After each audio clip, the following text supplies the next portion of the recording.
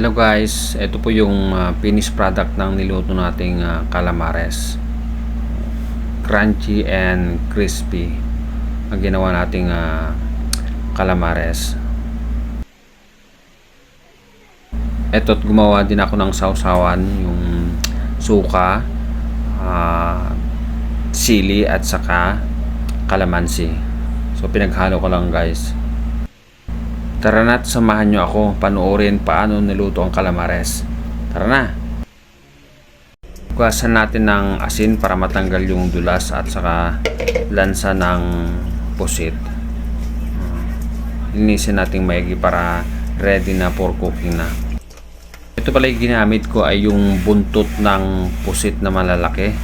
So hindi yung katawan ng pusit. Maraming beses nating hugasan para matanggal talaga yung dulas at lansa nito. Sa paglilinis para matanggal yung lansa at dulas, pwede rin kayong gumamit ng katas ng kamyas. Pwede rin yung gamitin yung vinegar para matanggal yung lansa talaga. Ayan, ready na tayong i-slice ng maliliit yung pusit. Bago natin lagyan ng breading. Ready na. Katamtaman lang ang ginawa nating haba ng slice para magandang tignan ba.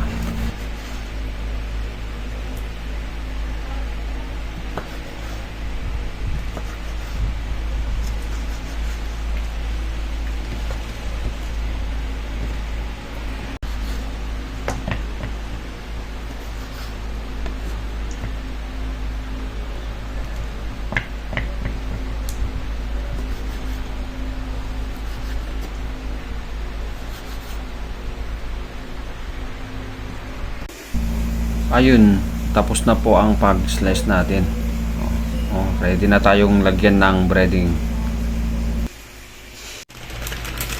Normally gumagamit ako ng bumibili ako ng cornstarch. Tapos nagmi-mix up na lang ako ng mga other condiments. Pero kanina wala akong nabili kaya gumamit ako ng ready-made na talaga. I-mix nating maigi para lahat ay malagyan ng breading.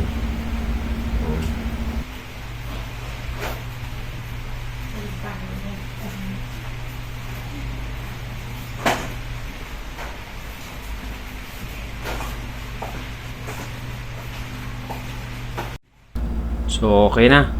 Ready na para i-fry natin.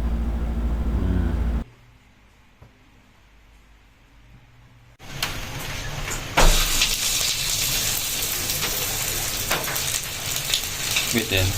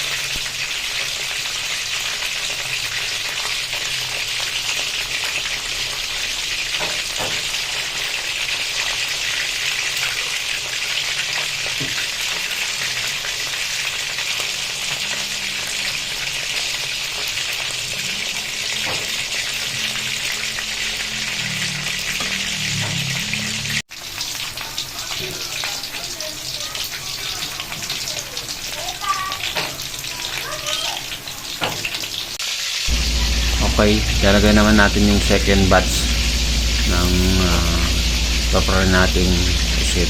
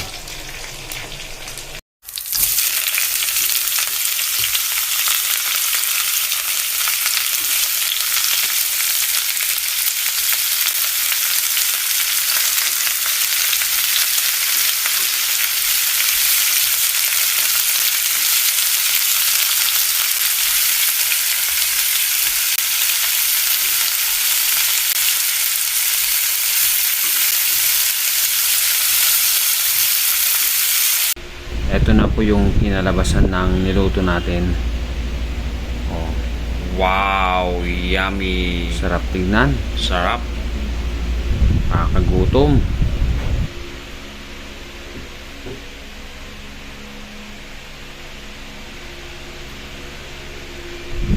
Ang ating calamares na linuto.